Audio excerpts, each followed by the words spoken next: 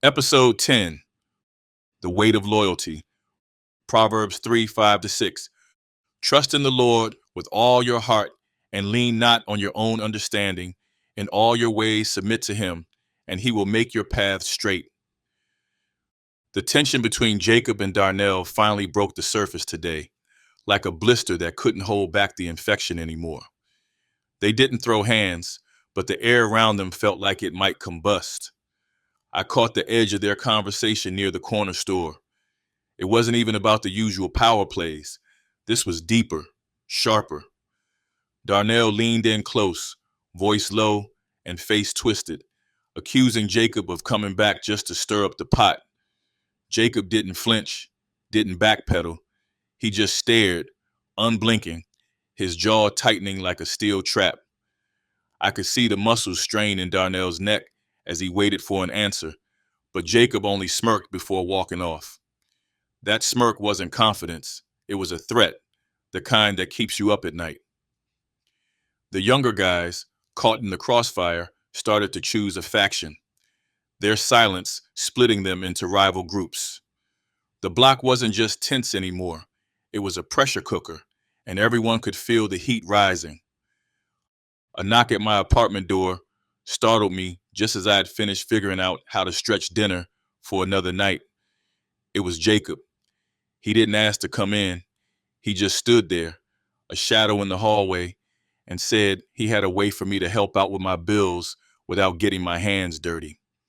I bristled, already knowing this wasn't going anywhere good. With a predator's patience, he explained I wouldn't be running product or anything like that. He just wanted me to watch Darnell's camp, report back on anything suspicious. He made it sound almost harmless. Then he shifted slightly, and the glint of a gun in his waistband caught the tiny bit of light from the flickering hall bulb. He noticed my look and smiled. Not warm, not friendly, just knowing. He told me to relax, that he'd take care of me if things got wild. For a moment, that weight of the world pressure in my chest lifted.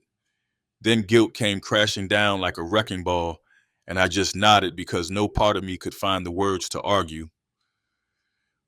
The sirens were louder than usual the next morning. Word traveled fast. The cops had made an arrest in the shooting that Jacob was originally pinned for. Whispers floated down the block, but the name that finally cut through stopped everyone cold. Shay Shay's father. Nobody even knew he was back in town, let alone involved in anything. It was like watching the ground fall away beneath you. Shay Shay, always so cold and sharp since her return, vanished again. What really made it twistier was the way it all lined up. Jacob's arrest, his release, the shooting, it all felt connected somehow, and it left people searching each other's faces for signs of who knew what and when. For once, nobody had the answers, and that was more terrifying than the arrest itself. Elijah, on the other hand, wasn't shaken. He was determined more than ever to keep the kids from falling into that vacuum of violence and chaos. His hands slapped against the papers he carried like they carried more power than any weapon. A stack of job applications, mock resumes, and lists of places that were hiring. He came up to me as I leaned against the faded fence by the court. His energy was infectious, but it had a hard edge now. He wasn't just trying to inspire us anymore. He was practically daring us to imagine a future that wasn't drenched in blood or blotted out by jail walls. He talked about teaching young men how to look people in the eye during interviews, how to fill out paperwork without feeling like it was written in a foreign language, how to picture a version of themselves that didn't live and die on these streets. I wanted to believe him so badly it hurt.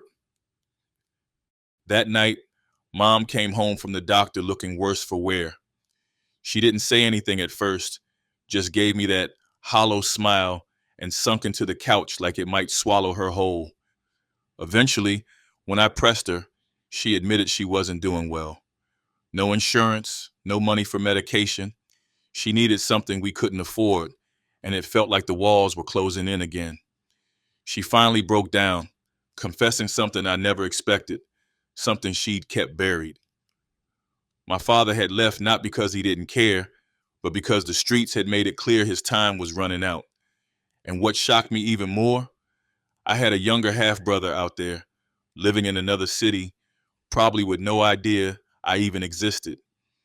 Her words hung in the air like smoke, impossible to grab, but choking me all the same.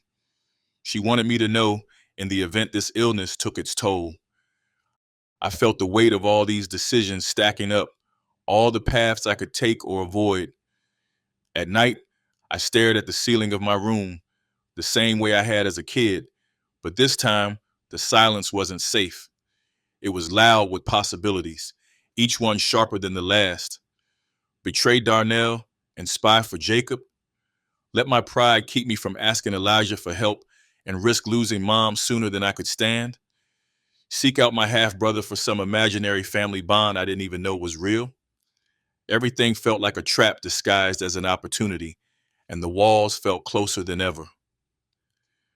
The next morning, standing on the corner waiting for a bus that might or might not come, Shay Shay reappeared. Her face was unreadable, her lips pressed into a thin line, but her eyes were alive with something dangerous. She didn't speak, just stared hard at me for a moment. Then, without warning, she walked past. Her pace quickened as a group of boys glanced her way.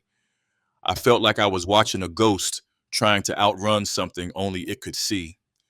A part of me wanted to call out to her, to ask what she knew about her father, about the arrest, but my voice stayed knotted in my throat. She turned the next corner and disappeared, swallowed by the city. That evening, sitting at the kitchen table, covered in overdue bills, I couldn't shake the feeling that everything was connected.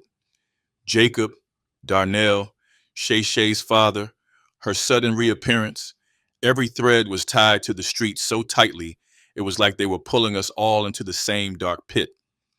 Mom's coughing echoed from the other room, a reminder of just how real the stakes were. And as I sat there, staring at the knot of problems I couldn't untangle, the only thing I was sure of was that every decision was going to cost something.